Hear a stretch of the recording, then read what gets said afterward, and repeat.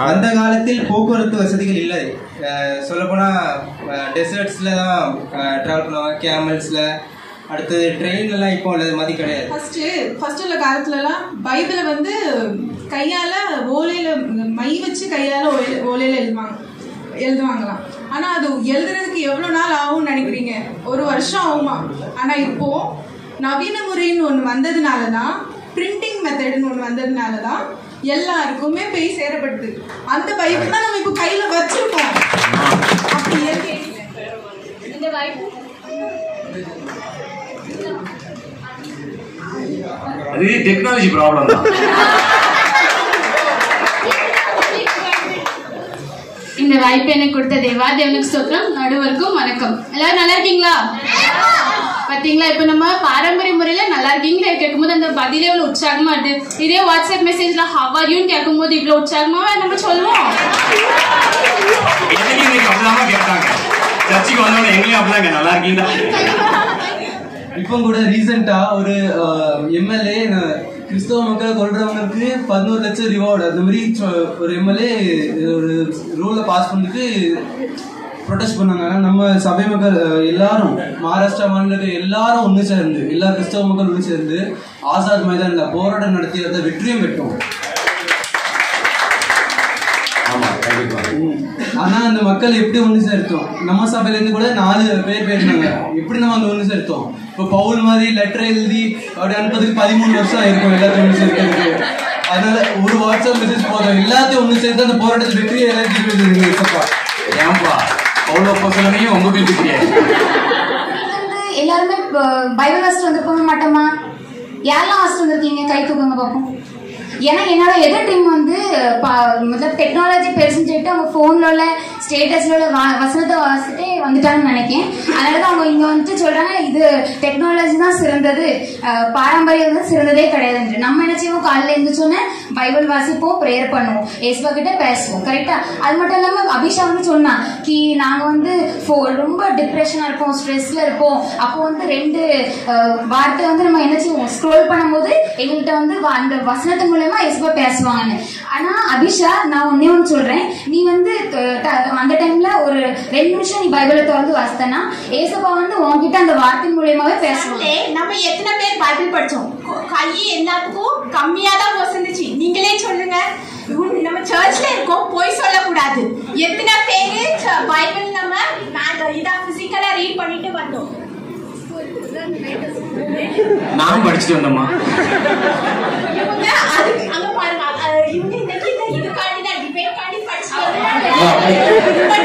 படிச்சுட்டு வந்துடணும்.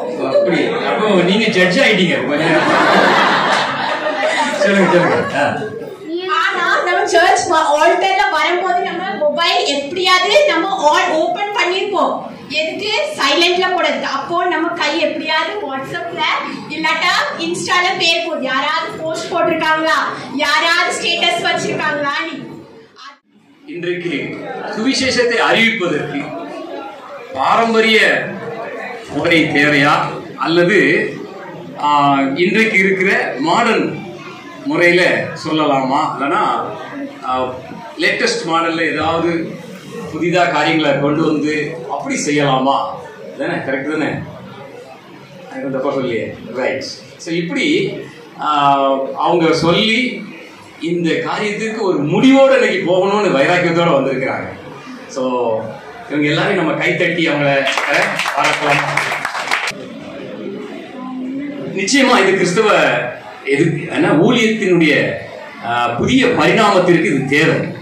அதுவும் இப்படிப்பட்ட ஒரு மும்பை சிட்டியில இருக்கிற வாலிபர்கள் அதை பேச போறாங்கன்னா எனக்கும் உங்களை மாதிரி ரொம்ப வாஞ்ச அவங்க என்னதான் சொல்ல போறாங்க அப்படின்னு சொல்லி அந்த பாரம்பரிய முறையை சொல்றதுக்கு 3 பேர் இருக்கிறாங்க. ஒருத்தர் பேர் பெனிஹின். இந்த பக்கமா பெனிஹின் தானே? பெனிஹின். இன்னொருத்தங்க பியூலா, அப்புறம் இன்னொருத்தங்க ஜென்சி. இந்த 3 பேரை கைத்தட்டி. ரெண்டாவது இல்ல அதெல்லாம் கிடையாது, புதிய பரிணாமத்தோட புதிய டெக்னிக்கோட இல்ல சுவிசேஷத்தை சொல்லணும் அப்படிங்கிற ஒரு வைராக்கியத்தோட ஆமா அபிஷா இல்லையா, அபிஷா வந்திருக்கிறாங்க, டெனிஷ் வந்திருக்கிறாங்க, பிரியா வந்திருக்கிறாங்க, எல்லாம் கைத்தட்டி. சரி, இப்போ முதல்ல நம்ம பெனிஹீனுக்கு வாய்ப்பு கொடுக்குமா? எல்லாரும் கைத்தட்டி பெனிஹீன் என்ன சொல்ல போறாங்க. இந்த வாய்ப்பை எனக்கு கொடுத்த தேவாதி தேவனுக்கு சோஸ்திரம். நடுவர் அவர்களுக்கு வணக்கம். இந்த பட்டிமன்ற நிகழ்ச்சி காண வந்திருக்கும் சபை மக்கள் அனைவருக்கும் எனது வணக்கத்தை தெரிவித்துக் கொள்கிறேன். இப்போ கேமல்ஸில் போகும்போது கூட டெசர்ட் ஸ்னேக்ஸ் இருக்கும், நிறைய கஷ்டத்தை அனுபவிச்சாங்க. ஜோனா ஃபார் எக்ஸாம்பிள், அவங்க போட்டில் போயிட்டு இருக்கும்போது கடவுள் அனுபவிச்சாரு, ஆனாலுமே அவங்க நிறைய கஷ்டத்தெல்லாம் அவங்க அனுபவிச்சு தான் வந்தாங்க. ஆனால் இந்த காலத்தில் பார்க்கும்போது நம்மகிட்ட ஃபோன் இருக்குது, இன்டர்நெட் வசதிகள் இருக்குது, எல்லார்ட்டையுமே இப்போ லேப்டாப்ஸ் இருக்குது, வீடியோ கால் பேசுகிறோம், இங்கேருந்து அமெரிக்காலேருந்து யார்ட்டாலும் பேசலாம். ஆனாலுமே நம்ம வந்து அவர் முயற்சி எடுக்க மாட்டோம். எந்த முயற்சினா நம்ம கடவுளை பற்றி பேச முடியும், நம்ம உலக பிரகாரமான காரியத்தை பேசணுமே தவிர இப்போ ஏசப்பை பற்றி ஒருத்தர் பேசுகிறதோ அந்த மாதிரி எதுவுமே இல்லை. ஆனால் இன்று 2 அல்லது 3 நாட்களில் ஒருவர் உலகில் எங்கு பயணித்து கடவுளுடைய வார்த்தையை பிரசங்கிக்க முடியும்? கப்பல் பயணத்திற்கு முன்பு குறைந்தது 5 முதல் 6 மாதங்கள் ஆகும். ஃபர்ஸ்ட்லாம் மாதக்கணக்கு ஆகும் ஒரு இடத்துல இன்னொரு இடத்துக்கு ட்ராவல் பண்ணோம்னா. ஒரு சிறிய உதாரணத்துக்கு பாரம்பரிய முறை சுவிசேஷத்துக்கு ஏமி கார்மிக்கலை நம்ம எடுத்துக்கலாம். அவங்க வந்து அயர்லாண்ட்லேருந்து வந்தாங்க. தமிழ்நாட்டு மாநிலத்தில் டோனாவூர். அவங்க இளம் பெண்கள் மத்தியில் தனது ஊழியங்களை செய்தார், அவர்களை கிறிஸ்துவில் வளர செய்தார். எல்லா மக்களும் ஏமி கார்மிக்கலை அம்மா என்று அழைத்தனர். அவங்க செஞ்ச சுவிசேஷனால அங்கே இருந்த மக்கள், டோனாவூரில் இருந்த மக்கள் வந்து என்ன சொன்னாங்கன்னா அவங்க வந்து அம்மானி அழைச்சாங்க. ஏன்னா அவங்க குழந்தைகளுக்கு நிறைய ஹெல்ப் பண்ணாங்க. அவங்களுக்கு நிறைய எதிர்ப்பு இருந்துச்சு. ஏன்னா நம்ம எல்லாருக்குமே தெரியும், இப்போ கூட நம்மளுக்கு நிறைய எதிர்ப்பு இருக்குது. அந்த காலத்தில் அப்போ எவ்வளோ எதிர்ப்புகள் இருந்திருக்கும்னு நினச்சிப்பாங்க. இப்போ நம்மளுக்கு இவ்வளோ சப்போர்ட் இருக்குது. இப்போ இந்த சர்ச்சில் இருந்து இப்போ தான் பிரச்சனைனா நம்ம எல்லாரும் ஒன்றா சேர்ந்து நிற்போம். அப்போ வந்து இவங்க தனியாக வந்து எல்லாம் பண்ணியிருக்காங்க. சமூக மாற்றம். தேவதாசி முறைக்கு எதிராக போராடி 1948ஆம் ஆண்டில் சட்ட ரீதியாக தடை செய்வதற்கு வழிவகுத்தார். தேவதாசி முறைனா எல்லாரும் நமக்கு தெரியும், அல்ல ப்ராஸ்டியூஷன் அந்த மாதிரிலாம் இவங்கெல்லாம் இந்த ஹிந்துவிசம்ல இவங்க பண்ணியிருக்காங்க. அதை கூட இவங்க சட்ட ரீதியாக தடை செஞ்சுருக்காங்க. இப்போ கூட நடந்துட்டு தான் இருக்குது. ஆனால் அவங்க வந்து சட்ட ரீதியாக அதை மொத்தமாக அவங்க வந்து அதை முடிச்சிருக்காங்க. ஏமி கார்மிக்கல் தனது வாழ்நாள் முழுவதும் தமிழ்நாட்டில் புறக்கணிக்கப்பட்ட குழந்தைகளுக்கு அன்பு, கல்வி மற்றும் ஆன்மீக வழிகாட்டுதல் வழங்கி அவர்களுக்கு புதிய வாழ்க்கையை அளித்தார். அவங்க வந்து மெயினாக ஃபோக்கஸ் பண்ணது சில்ட்ரன்ஸ் மேலே. ஏன்னா சில்ட்ரன்ஸ் தான் அடுத்த ஃப்யூச்சரை ஃபோக்கஸ் பண்ணால் தான் நம்ம அடுத்த தலைமுறைக்கு சொல்ல முடியும். அவங்க வந்து எய்ம் பண்ணது வந்து இப்போதைக்கு எய்ம் பண்ணல, ஃப்யூச்சர் ஜென்ரேஷனுக்காக. இப்போ நம்ம யூத் இருக்கோம், நம்ம வந்து அடுத்த தலைமுறைக்கு அதை இப்போ உள்ளது எதை எல்லாத்தையும் கொண்டு போவதுக்கு ஒரு அஸ்திவாரம். அவரது தியாகமும் அர்ப்பணிப்பும் உலகெங்கும் உள்ள மனுஷர்களுக்கு உத்வேகமாக உள்ளது. அவங்கள வந்து இப்போ கூட நம்ம பேசிட்டு இருக்கோம். இப்போ கூட நான் அவங்கள வந்து அந்த ஹிஸ்ட்ரி பற்றி பேசுகிறேன். இப்போ உள்ள யாருமே அந்த அளவுக்கு பேசுகிற அளவுக்கு இல்லை சொல்லப்போனால். எனவே இந்த ஒரு உதாரணமே பாரம்பரிய முறையில் சுவிசேஷத்தை அறிவிப்பதில் சிறந்தது என்று நான் ஆணித்தரமாக அடித்து கூறி விடைபெறுகிறேன். பெனிஹீன் சொல்லும்போது அந்த காலத்து பிரச்சனைகளை கையில் எடுத்து அதை சரி பண்ணி இல்லை கிறிஸ்துவால் இந்த பிரச்சனையிலிருந்து விடுதலையாக்க முடியும் அப்படிங்கிறதுல அந்த காலத்து மிஷினரிகள் செஞ்சாங்க. வில்லியம் கேரி, அப்புறம் ஸ்வாட்ஸ் ஐயர், இந்த கன்னியாகுமரியில் மீட் ஐயர், ரிங்கல் தோஃபை ஐயர், இவங்கெல்லாம் சமுதாயத்தில் உள்ள தீமைகளுக்காக போராடி சுவிசேஷத்தை வெளியே கொண்டு வந்தாங்க. அதில் ஒரு முக்கியமான நபர் தான் ஏமி கார்மிக்கல் அம்மா. ரொம்ப அழகாக சொன்னார். நிச்சயமாக எனக்கு நம்பிக்கை இருக்குது, அந்த ஏமி கார்மிக்கல் அம்மாவுடைய அந்த ஹிஸ்ட்ரியை தோண்டி எடுத்து அதுலேருந்து கொஞ்சத்தை எடுத்து நமக்கு கொடுத்துருக்காரு. Very good, thank you. அடுத்தது அபிஷா என்ன சொல்ல போகிறாங்கன்னு கேட்கலாமா? பாய். கூடியிருக்கிற அனைவருக்கும் மதிப்புக்குரிய நடுவர் அவர்களுக்கும் என் பணிவான வணக்கத்தை கூறுகிறேன். சுவிசேஷத்தில் அறிவிப்பதில் நவீன முறைதான் சிறந்தது என்று பேச வந்திருக்கேன். எதிரணியில பெனி வந்து மைக் அடிச்சல என்னெல்லாம் சொல்லணுமோ சொல்லிட்டு போயிட்டான். ஆனா இப்ப நான் பாயிண்டா பேச வந்திருக்கேன், கேளுங்க. ஃபர்ஸ்ட் உள்ள காலத்துலலாம் பைபிளை வந்து கையால ஓலையில மை வச்சு கையால ஓலையில எழுதுவாங்களாம். ஆனா அது எழுதுறதுக்கு எவ்வளவு நாள் ஆகும்னு நினைக்கிறீங்க? ஒரு வருஷம் ஆகுமா? ஆனா இப்போ நவீன முறைன்னு ஒண்ணு வந்ததுனாலதான், பிரிண்டிங் மெத்தட்னு ஒண்ணு வந்ததுனாலதான் எல்லாருக்குமே போய் சேரப்படுது. அந்த பைபிள் தான் நம்ம இப்போ கையில வச்சிருக்கோம். அப்படி எழுதிட்டே இருந்ததுன்னா நம்ம கையில பைபிள் இருந்திருக்குமா? இருந்திருக்காது. அது டெக்னாலஜி வந்ததுனாலதான் இப்போ நம்ம எல்லாரும் கையிலயும் பைபிள் இருக்குது. அதுக்கப்புறம் பாத்தீங்கன்னா ஆன்லைன் ப்ரேயர். கொரோனா டைம்ல சும்மா கூடி ஜபிக்க முடியலன்ட்டு ஆன்லைன் மூலமாக ப்ரேயர் ஸ்டார்ட் பண்ணது. ஆனா அது இப்பவும் வந்து தொடர்கிறது. அது வந்து கொரோனா டைம்ல மட்டும் ஸ்டார்ட் பண்ணிட்டு அப்பவுமே ஸ்டாப் பண்ணல. அது இப்பவும் வந்து கண்டினியூ ஆயிட்டு தான் இருக்கு. ஸோ அது டெக்னாலஜினால தானே அது கண்டினியூ ஆகுது, இல்லைன்னா ஆயிருக்குமா? அதுக்கப்புறம் பாத்தீங்கன்னா ஒரு சாட்சி சொல்றேன். பர்ட்ஸ் வில்மோர் அப்படின்ட்டு ஒரு நாசா சயின்டிஸ்ட். அவங்க வந்து ஸ்பேஸ்க்கு போயிருந்தாங்க. ஸ்பேஸ்ல இருந்துட்டு அவங்க வந்து அவங்களோட சர்ச் ஆன்லைன் சர்வீஸை வந்து அங்க இருந்து அவங்க பார்த்தாங்களாம். ஸோ இது டெக்னாலஜினால தானே அவங்க ஸ்பேஸ்ல இருந்து கூட ஆண்டவரை வந்து ஆராதிச்சாங்க. ஸோ இது டெக்னாலஜினால தான், இது வளர்ந்ததுனால தான் அப்படி ஆச்சு. அதுக்கப்புறம் பாத்தீங்கன்னா கிரஹாம் ஸ்டீன்ஸ் கதை. அந்த காலத்துல மட்டும் மிஷினரிமார்கள் வந்து பாடுபட்டாங்க இல்ல மரிச்சாங்க அப்படின்னு. இப்போ நம்ம வாழ்கிற காலத்துல கூட ரத்த சாட்சியாக மிஷினரிமார்கள் வந்து மரிக்கிறாங்க. அதுவும் சொல்ல விரும்புறேன். அதுக்கப்புறம் எனக்கு எதிரணியில வந்து நியூஸ்லாம் பார்க்க மாட்டாங்க போல. கிராமத்துல இல்ல மிஷினரிமார்கள் வந்து அறிவிக்கிற போறாங்க, அந்த இடத்துல அவங்களுக்கு நிறைய எதிர்ப்புகள் வருது. ஸோ அது வந்து நமக்கு எப்படி தெரியுதுன்னா, அந்த வாட்ஸ்அப்ல மெசேஜ் நமக்கு வந்து போய் இல்லை வர போய் தான் நமக்கு தெரியுது. இல்லைன்னா அது நமக்கு தெரிஞ்சிருக்குமா? தெரிஞ்சிருக்காது. ஸோ அது தெரிஞ்சு நம்ம அதுக்காக வந்து ப்ரேயர் பண்றோம். அப்படி தெரியாம இருந்தா நமக்கு எப்படி தெரிஞ்சிருக்கும்? தெரிஞ்சிருக்காது. ஸோ இது மெசேஜ் நமக்கு பாஸ் ஆக போய் தான் நமக்கு வந்து சேர்ந்துருக்கு போய். அதுக்கப்புறம் பாத்தீங்கன்னா டெக்னாலஜி பத்தி சொல்லணும்னா சொல்லிட்டே போகலாம். நியூ டெக்னாலஜியில இப்போ பாத்தீங்கன்னா நம்ம டிப்ரெஷன்ல இருக்கோம், இல்லை எல்லாரும் கஷ்டமா இருக்கும், இல்லை எதையாச்சும் நினைச்சு நம்ம யோசிச்சுட்டு இருக்கும்போது சும்மா இருக்கும். அப்போ நம்ம மொபைல் எடுத்து பார்த்தா ஆண்டவர் வந்து நம்ம வந்து சும்மா தான் ஸ்க்ரோல் பண்ணிட்டு இருப்போம். ஆனா நம்ம கிட்ட வந்து வசனம் வந்து பேசும். இல்லை நம்ம யூடியூப்ல ஏதாச்சும் பார்த்துட்டு இருக்கும்போது வர்ஷிப் நடந்துட்டு இருக்கோம் லைவா. ஆனா நம்ம அது பார்க்கணும்னு போக மாட்டோம். ஆனா அந்த டைம்ல நமக்கு வந்து ஆண்டவர் ஏவி நம்மளுடைய எதிரத்துல நம்ம அதை வந்து பார்ப்போம். ஸோ அதெல்லாம் ஒரு டெக்னாலஜினால தானே நம்ம வந்து கனெக்ட் ஆகுறோம் காட் கிட்ட. அதுக்கப்புறம் பார்த்தீங்கன்னா வாழ்க்கை வேகமாக நடக்குது. வாசிப்பது கேட்க மாட்டாங்க, விஷுவலா பேசணும், ரீல்ல சொல்லணும்.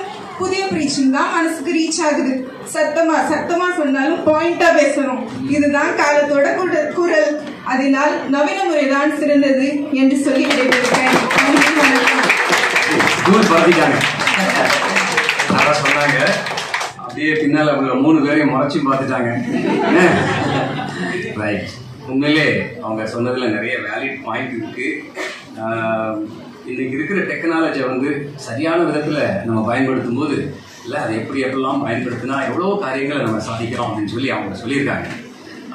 இருந்தாலும் அந்த பழைய முறைகளை நாங்கள் விட்டு கொடுக்க முடியாது அப்படின்னு சொல்லி தகச்சி பெனிஷா வியூல வராங்க.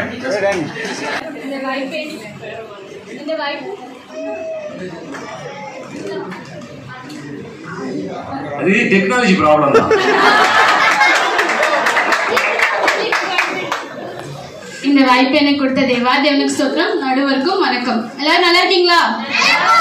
பாத்தீங்களா, இப்ப நம்ம பாரம்பரிய முறையில நல்லா இருக்கீங்களா கேட்கும்போது அந்த பதிலே இவ்வளவு உற்சாகமா இருக்கு. இதே வாட்ஸ்அப் மெசேஜ்ல ஹவ் ஆர் யூன்னு கேட்கும்போது இவ்வளவு உற்சாகமா நம்ம சொல்லுவோம்.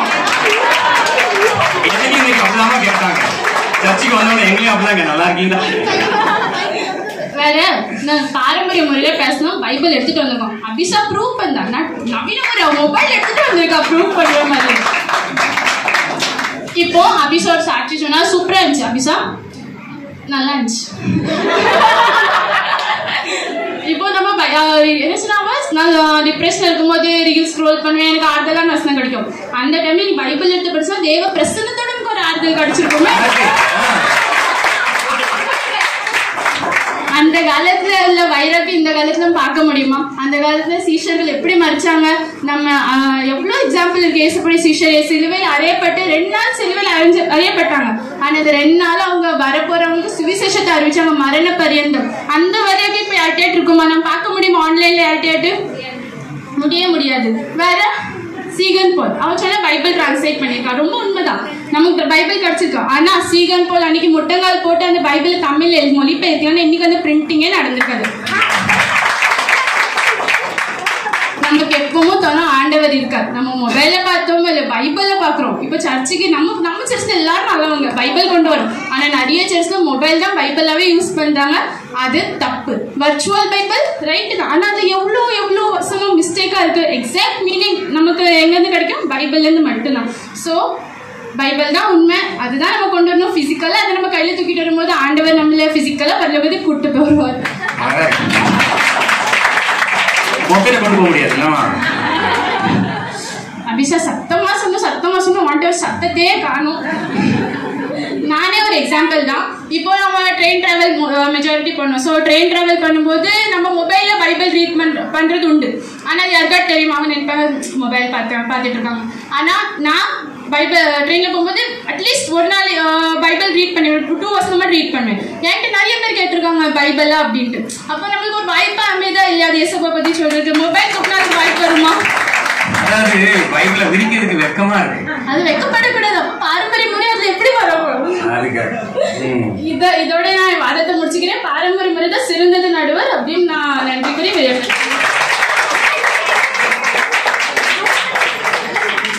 தங்கச்சி அழகா ஒரு காரியத்தை சொன்னாங்க. ஊழியக்காரங்க கூட புல்பீட்ல பேச முடியாத ஒரு காரியத்தை சில சர்ச்சஸ்ல பேச முடியாது. என்னன்னா, நீங்க பைபிளுக்கு பதிலாக மொபைலை யூஸ் பண்றது தப்பு அப்படின்னு போல்டா அடிச்சாங்க. ஊழியக்காரங்க நாங்க பேச கூட பயப்படுவோம். அழகா சொல்லிட்டாங்க. அப்படின்னா அவங்க ஒரு வைராக்கியத்தோட தான் இருக்காங்க இல்லையா? பாப்பமே நம்ம தம்பி பெனிஷ் என்ன சொல்றாருங்க. அப்படியா? அக்காவுக்கு போட்டியா? பேச வாய்ப்பு கொடுத்த தேவாதி தேவனுக்கு ஸ்தோத்திரம். இங்க வந்திருக்கும் அனைத்து சபை மக்களுக்கும் என் வணக்கத்தை தெரிவித்துக் கொள்கிறேன். நடுவர்களுக்கும் வணக்கத்தை தெரிவித்துக் கொள்கிறேன். எல்லாரும் கொஞ்சம் போர் அடிக்கா இருக்கா.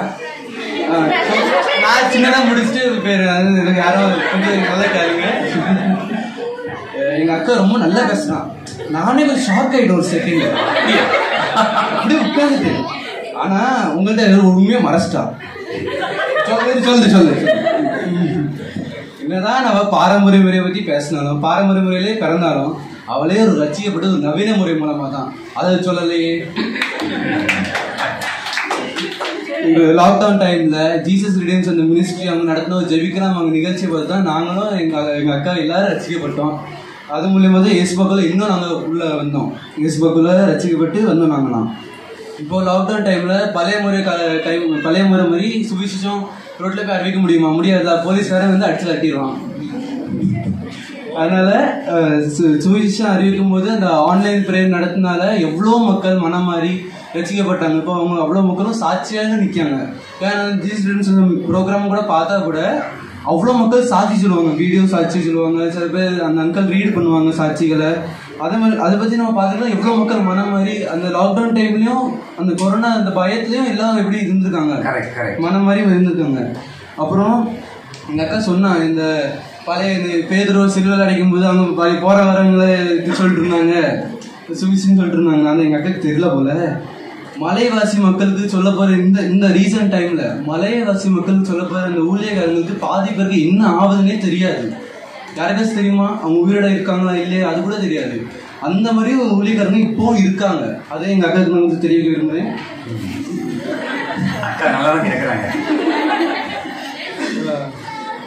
அப்புறம் அபிஷேக சொன்ன மாதிரி அந்த காலத்துல வேதாகமும் வெறும் பெரிய பெரிய ஊழியக்காரங்கள்கிட்டயும் உபதேசங்கள்கிட்ட மட்டும்தான் இருந்துச்சு.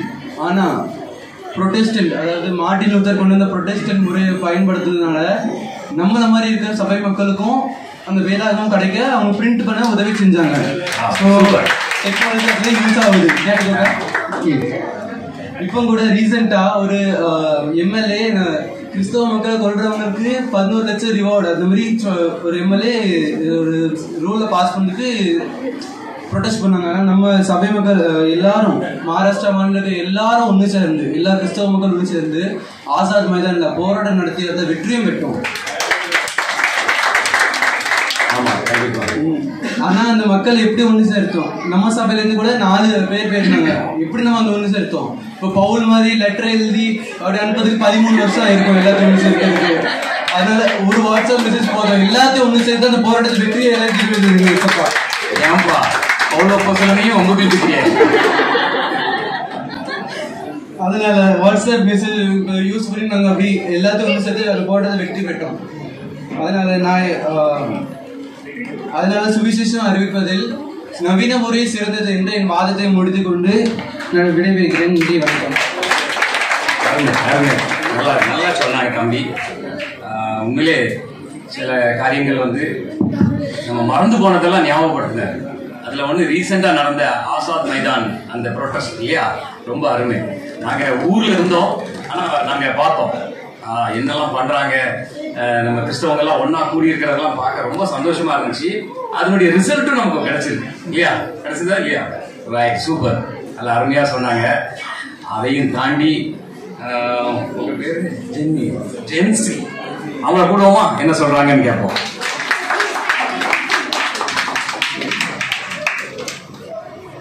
வாய்ப்பு தந்த தேவனுக்கு ஸ்தோத்திரம். சுவிசேஷத்தை அறிவிப்பது பாரம்பரிய முறையே சிறந்தது என்று நான் பேச வந்துள்ளேன். இப்போ இங்கே நம்ம எல்லாரும் வந்திருக்கோம், ரைட்? நம்ம வீட்டுல இருந்து எல்லாருமே பைபிள் வாசிட்டு வந்திருப்போம் மாட்டோமா? யாரெல்லாம் வாசிட்டு வந்திருக்கீங்க? கை தூக்குங்க பார்ப்போம்.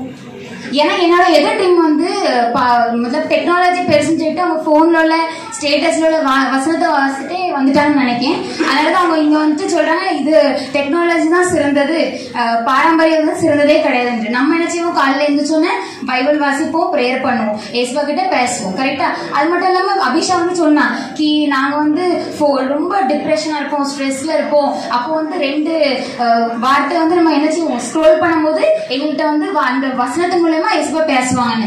ஆனா அபிஷா, நான் ஒன்னே ஒன்று சொல்றேன், நீ வந்து அந்த டைம்ல ஒரு 2 நிமிஷம் நீ பைபிளை திறந்து வாசித்தனா ஏசப்பா வந்து உன்கிட்ட அந்த வார்த்தை மூலியமாவே பேசுவாங்க. அதை நீ தெரிஞ்சுக்கோ.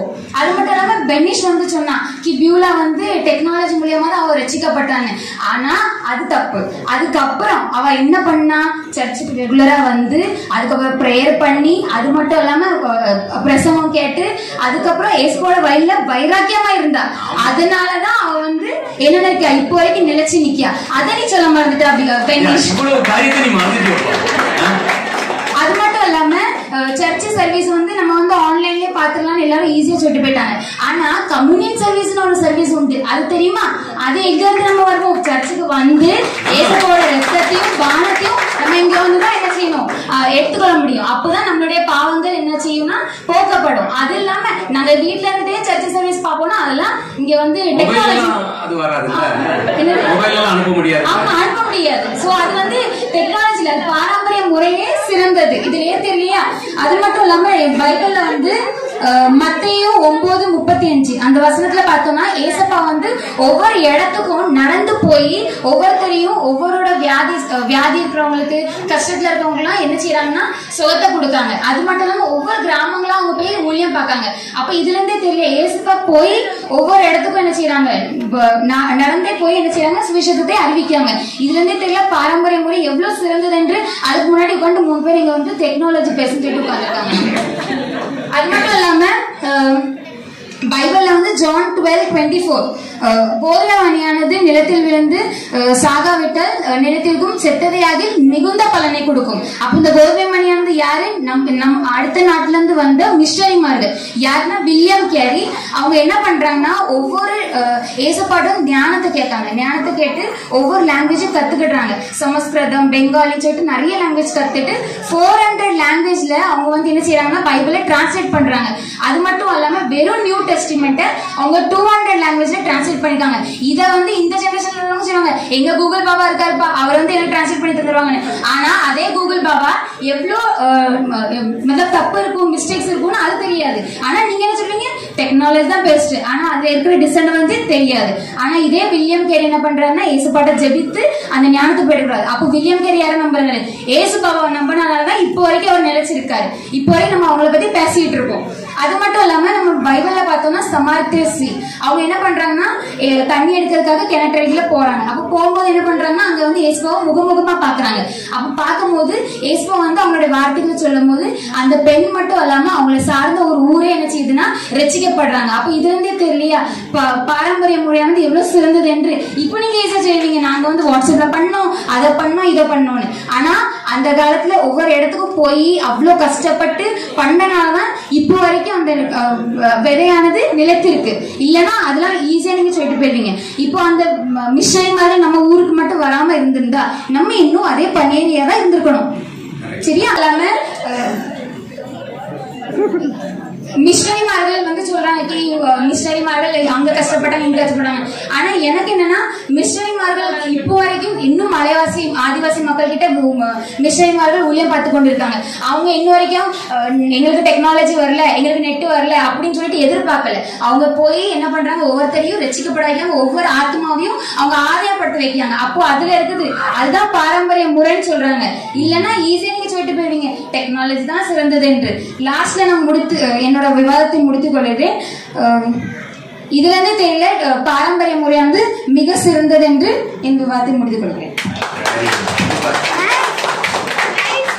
தங்கச்சி சொன்னாங்க வில்லியம் கேரி அந்த காலத்துல இல்லையா, ஆமா என்னது கூகுள் வாட்ஸ்அப் இல்லாத அந்த காலத்துல அப்படி பெரிய காரியத்தை செஞ்சாங்க அப்படின்னு சொன்னாங்க. ஆனா வில்லியம் கேரி செஞ்சது எல்லாத்தையும் இப்போ கூகுள்லயும் வாட்ஸ்அப்லயும் பார்த்து தெரிஞ்சுக்கிட்டோம்.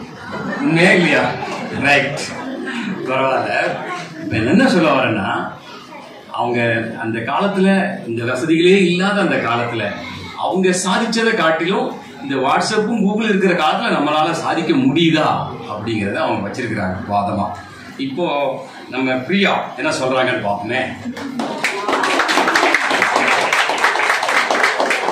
என்னோட ஆப்போசிட் எல்லாத்தையும் சொல்லிட்டாங்கன்னா அங்க பார்த்தேன் இங்க பார்த்தேன் எதுவும் நேர்ல பார்த்ததை சொல்லல. அவங்க சொன்ன அதே கொஸ்டினை தான் நானும் வைக்கேன். இன்னைக்கு நம்ம ஏதாவது வசனம் இல்லாட்ட பாட்டு நம்மளுக்கு அதை இது பண்ணும்.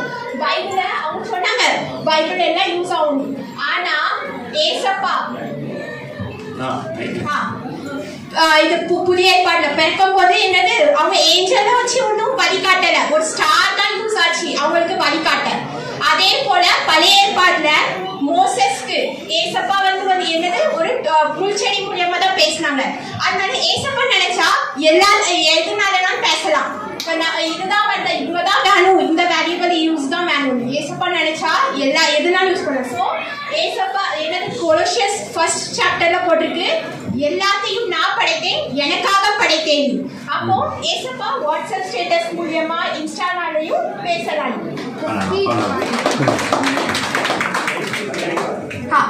அதுக்கப்புறம் இவங்க சொன்னாங்க கூகுள்ல இவ்வளவு மிஸ்டேக்ஸ் இருக்கு.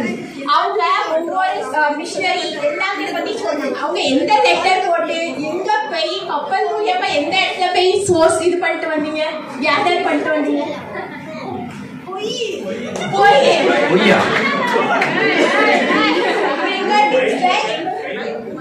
எங்களோட இது மொபைல் மூலியமா ஆன்லைன் மூலியமா தான் அவங்க கேதர் பண்ணாங்க எல்லாம்.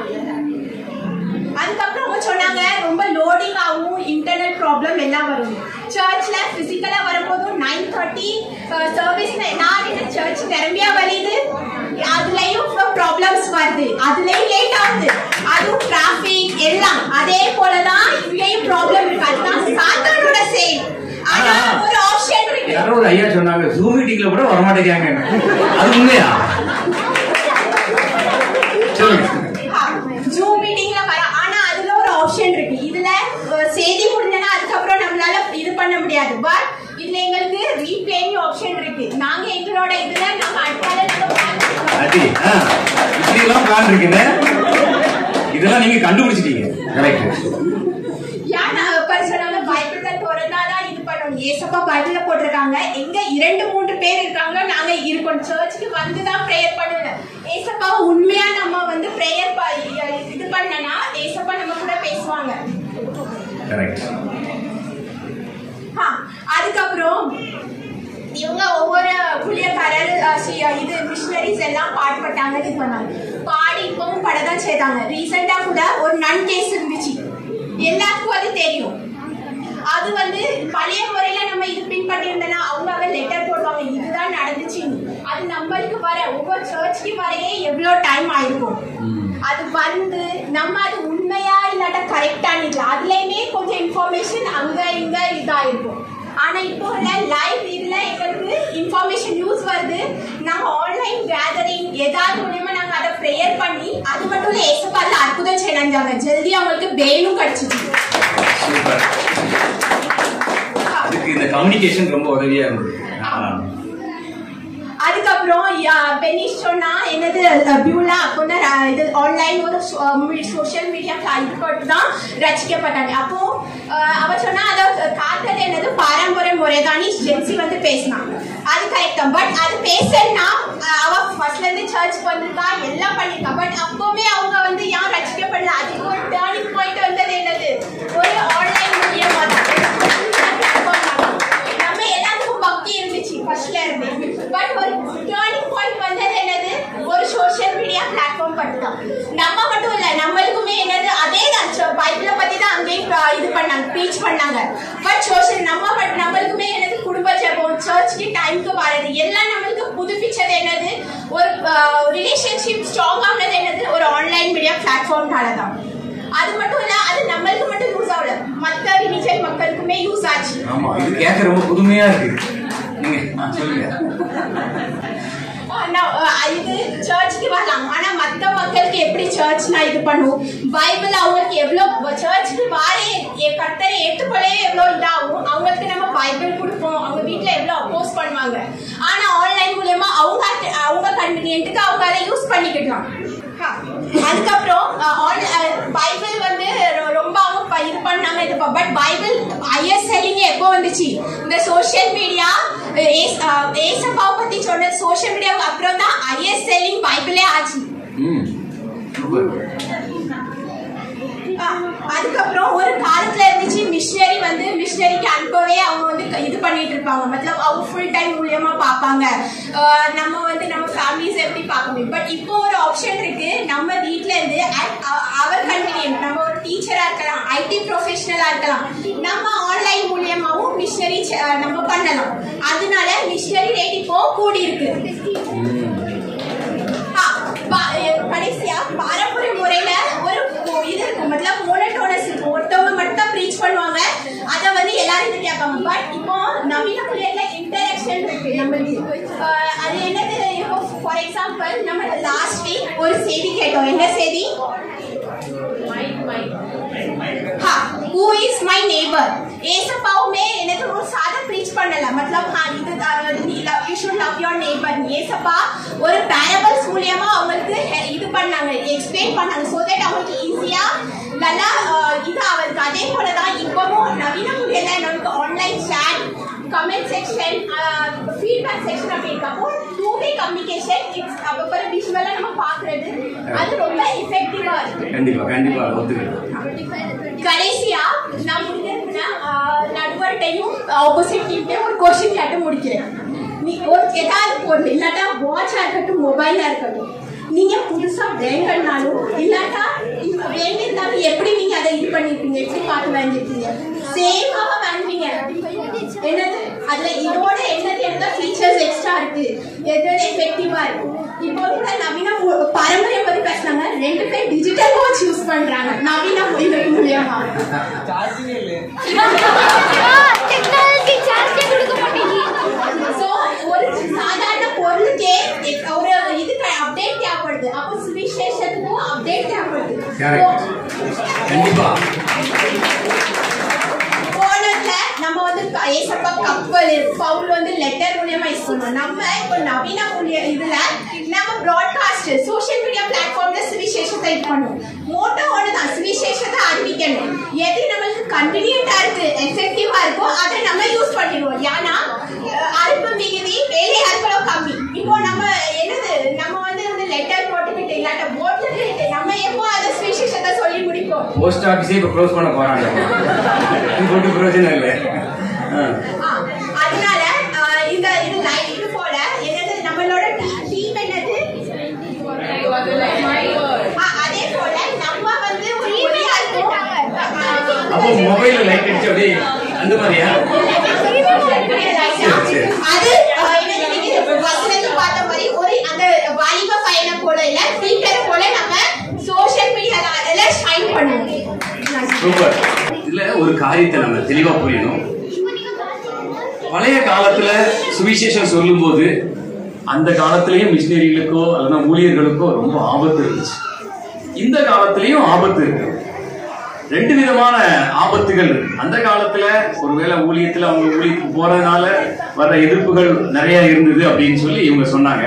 ஆனா இந்த காலத்துல ஒருவேளை நாம அனுப்புகிற செய்தியே சில சமயத்துல பாத்தீங்கன்னா நமக்கு எதிராக மாறி இல்ல நிறைய பிரச்சனைகளை கொண்டு வர வாய்ப்பு. ஓகே, அதே போல ரெண்டு ஊழியத்திலையுமே கமிட்மெண்ட் தான் முக்கியம் இல்லையா? பாரம்பரிய ஊழியமா இருக்கட்டும், நவீன ஊழியமா இருக்கட்டும், சார் இங்க இந்த பக்கமா நவீன பிரீச்சிங்கா இருக்கட்டும், பாரம்பரிய பிரீச்சிங்கா இருக்கட்டும், கமிட்மெண்ட் தான் முக்கியம் இல்லையா? அந்த காலத்துல ஊழியம் செஞ்சவங்க கூட நிறைய பேர் தடுமாறி இருக்கிறாங்க. அதே போல இந்த காலத்துல இல்ல நான் நவீன மயமா தான் ஊழியம் நல்லா செய்வேன்னு செஞ்சவங்களும் சொன்னவங்களும் இன்னைக்கு தடுமாறி இருக்கிறாங்க இல்லையா? ஆக இந்த அர்ப்பணம் வந்து ரொம்ப முக்கியம். அது எந்த காலத்துல தவறுனாலுமே அந்த ஊழியத்துல பிரச்சனைகள் கண்டிப்பா வரும். அதுல எந்த ஒரு சந்தேகமும் இல்லை இல்லையா? அடுத்தது அவங்க ஒரு அழகா சொன்னாங்க இல்ல, ஒரு லெட்டர் போட்டா 30 நாள் கழிச்சு போய் கிடைக்கும் இல்லையா? அந்த காலத்துல அப்படிதான் இருந்துச்சு. இப்போ பவுலப்போஸ்தலன் இன்னைக்கு இருக்கிற இந்த கம்யூனிகேஷன், இந்த ஃபெசிலிட்டிஸ் இதெல்லாம் பவுலப்போஸ்தலன் கையில கொடுத்து, ஐயா இப்போ ஊழியம் செய்யுங்கன்னு சொன்னா அவர் எப்படி செய்வார்? தூள் பரத்திடுவார் இல்லையா? சரியா பயன்படுத்துவார். ஆனா இல்ல, அவர் வந்து உதாசீனம் பண்ண மாட்டாரு இல்ல. அந்த ஒருவேளை அவர் கையில வாட்ஸ்அப்பை கொடுத்து அல்ல, நான் இப்ப இருக்கிற நவீன கம்யூனிகேஷன்ஸ் எல்லாம் அவர் கையில எல்லாமே இருந்துச்சு. ஏன் இன்னைக்கு இருக்கிற இந்த ஃபிளைட் கம்யூனிகேஷன்லாம் அன்னைக்கு கிடையாது இல்லையா? இந்த அப்ப இதெல்லாம் அவருக்கு இருந்ததுன்னா அவர் ஒவ்வொரு நாளும் எத்தனை பிரசங்கம் பண்ணியிருப்பாரு, எத்தனை இடத்துக்கு போயிருப்பாரு. இட்ஸ் சோ அமேசிங்கா இருந்திருக்கு இல்லையா? சோ இப்படி இந்த நவீன காலத்துக்குள்ள நம்ம இப்ப வந்திருக்கிறோம். நம்முடைய சிந்தனையில என்ன இருக்கும் அப்படின்னா, ஒரே ஒரு காரியத்தை நம்ம தெளிவா யோசிக்கணும்.